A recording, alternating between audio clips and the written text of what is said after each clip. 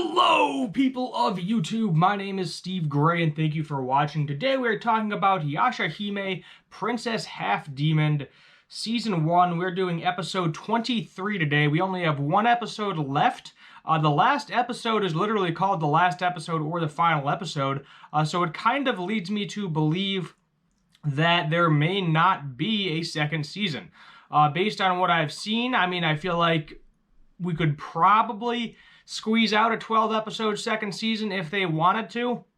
But as of right now, we're only getting 24 episodes, so we'll just have to wait and see how that whole situation pans out. But one more episode left, and honestly, I'm back on the hype a little bit after this episode. It definitely hyped me up. Oh, so we start off with some random long-haired guy that I believe is actually Kiranmaru in present day, or maybe he has the ability to kind of take over humans or like temporarily look into somebody else's vision in the modern day society, and he can see the comet. Normal people cannot see the comet, as illustrated by the Higurashi family, which we bump into, which is nice seeing them again. Toa's uncle, Setsuna's uncle, her little sister and her mom, etc. And they can't see the comet. So normal people can't see the comet, but he can see it in present day. And then it kind of fan backs to Kiranmaru going to see Sesshomaru's mother. So we don't really get her name per se. It just basically, it's like Sesshomaru's mother. We might actually get it, but I may be forgetting it off the top of my head. Let me see if I can find it here briefly. Let's see. Height, weight, age, English, meaning. Yeah, it's just basically Sesshomaru's mother. We don't know her actual name. It doesn't actually even say her actual name in the episode, which was kind of interesting. But who really cares? So he goes there, asks her about, has the time windmill moved? And we have no idea what the heck the time windmill is for. It might have some sort of relation to the comet, but we're not really sure. Then kind of, pans to the introduction. Then we get the girls again. We're seeing, Setsuna's arm with the blood mark on it. And we learn from the head of the bounty hunters, or the guy that, collects the bounties and sends out Mora to collect those bounties, that she has a blood sword. So basically what that means is it can turn into a sword, act as a weapon, come off of her body. So she got a new upgrade, which will play part later in the episode as well. And all of the girls are kind of like all together saying, hey, let's go kill Zero because of what she did to Setsuna. Toa is all about it. Setsuna is all about it. And they even offer to hire Mora for all of her, give them all of their earnings that they got from killing Totetsu in order to go take her down. And Mora is all about it. I don't know if she actually takes the money or not, but she is all about taking down Zero. Zero probably has a bounty on her anyway at this point because she disturbed that village. We don't really know, but they all end up going after her, fighting her. Riku is there, brings all the 7 pearls out, and then we learn that Zero has the ability to control all of the 7 rainbow pearls at the same time and get her demon powers back, which she does in order to try to kill the 2 girls, because her objective is actually to kill them for Kiranmaru and, hurt Sesshomaru and hurt Sesshomaru's mother as well.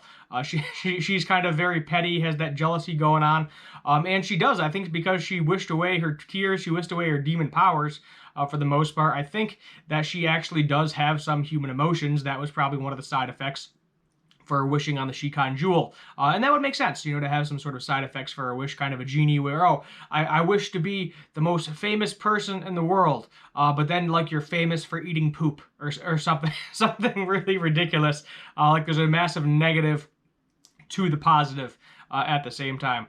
So they all end up fighting each other, and here comes Setsuna's new freaking sword. It strikes Zero in the back, and ends up killing her, or at least we think it's killing her. We also know that Sesshomaru's mother somehow has the ability to look into the underworld. We don't really know how. She has some sort of necklace that allows her to look into the underworld and have an actual conversation with Zero.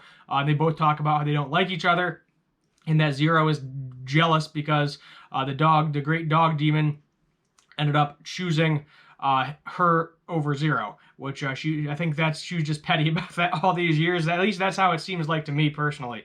She just seems petty. But then in comes Sesshomaru with his sword that he got from his father's fang, and I didn't really know much about it. Maybe there's more information about it in Inuyasha. I believe it's Tetsaiga, if I am remembering correctly the name, and he uses it to bring her back to life because we learn that she is connected to Rin. So Rin does actually wake up momentarily, but if Zero dies or Rin dies, and because Sesshomaru loves Rin, that is the mother of his children, so that makes it understandable. Then Rin dies as well, and he does not want her to die, so he comes, and you just see like all of these weird creatures that apparently only he can see, like taking her body or taking her spirit or something to the underworld, and he just like slashes them all away, and she ends up coming back to life, and she is not happy about that whatsoever. She actually ends up breaking that sword as well, so he is never able to save people in that manner again. And we learn that Sesshomaru definitely, it seems like his mother is like, that's not how demons work. They don't really care about their kids. Once they're born, they're only useful if they survive, is the way they mentioned it earlier in the episode. But Sesshomaru is different. He definitely cares about his kids, cares about Rin, and doesn't want anybody to die. So I'm hoping he maybe makes a deal with Zero that, if he helps Kiranmaru save the world from the comet, which I'm guessing is going to come into effect in next episode as well, because that keeps getting closer and it's coming back again, that he'll agree to do it on the condition that Zero severs that tie to Rin, so that way they are no longer connected. He can wake her up and doesn't have to worry about her getting injured or hurt anymore, which would make sense. That seems like the reasonable thing to do, which leads me to believe that there's, plenty of information here for a season 2 if they so choose to make a season 2. No confirmation yet. It's, as I said, next episode is literally called the last episode, so no guarantees. And don't look forward to it anytime soon. If we do get it, I would say bare minimum a year, maybe a couple of years. They got to see how popular the show is, add up the numbers, crunch everything, and figure out how they want to do that whole situation. Moving on from that point, she's back, she's alive, and then Kinmaru kind of comes down like a freaking angel, kind of like a god almost, coming down. Basically is a god. And Toa and Setsuna are like, I was wondering when he was going to finally show up, because they're probably going to try to kill him. That's probably what's going to happen next episode. The preview makes it look like Setsuna dies, so there is a possibility that Setsuna may die, and if Setsuna does die, then I would say the hope for a second season is very slim. My guess is they are probably going to have a temporary truce to team up and destroy the comet, and then after they destroy the comet, they are going to probably fight to the death and kill each other. I don't know if Zero is going to die or what's going to happen, if Inuyasha is going to show up next episode. I think there's a good possibility that Inuyasha is going to have to show up next episode. The reason I say that is because I think what's going to happen is Mora, Setsuna, and Toa are all going to get together and end up killing Kiranmaru, in which case, Sesshomaru is not going to be powerful enough in order to defeat that comet, in which case he is going to release Kagome and Inuyasha in order to use Inuyasha to, help get rid of the comet as they have in the past. And that'll be good to go, and that'll just be where it ends, happily ever after. I do feel like they could have put in more stuff if there wasn't several filler episodes. We're only getting 24 episodes. It's all anime original, so technically, yes, it is all canon. But there was way too many filler episodes in this as a whole, and that definitely hurt it, because I feel like they could add more to it. I feel like there's more than one episode left, that there should be more than one episode left. But there's not. It's called the final episode, so we'll just have to wait and see. I mean, maybe we'll get a season 2. I don't know if we'll get a full 24-episode season 2, but I feel like there's definitely enough information to get at least a 12-episode season 2. And I would probably watch that as well, because it's been progressively pulling me back into it. Some weeks it kicks me out. Past couple of weeks, including this episode, it pulled me right back in, no problem. I am very happy with the episode and looking forward to the final episode, and then also looking forward to starting Final Space because they both come out on the same day. So Final Space maybe pushed to Monday, possibly.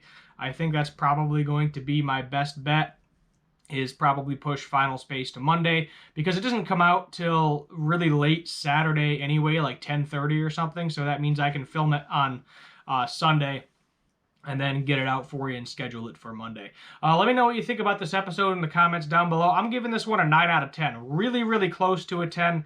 Not 100% perfect, because now I feel like we're getting rushed. I felt like it was a very slow progression, but now this episode just feels kind of rushed to me.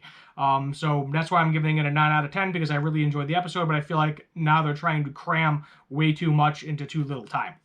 So hit that subscribe button if you're new. Turn that notification bell, leave a like, and yet again, comment down below if you'd like me to do future anime and cartoon-related videos, thoughts and opinions, all other crazy things. Thank you for watching. My name is Steve Gray, and as always, have a good one.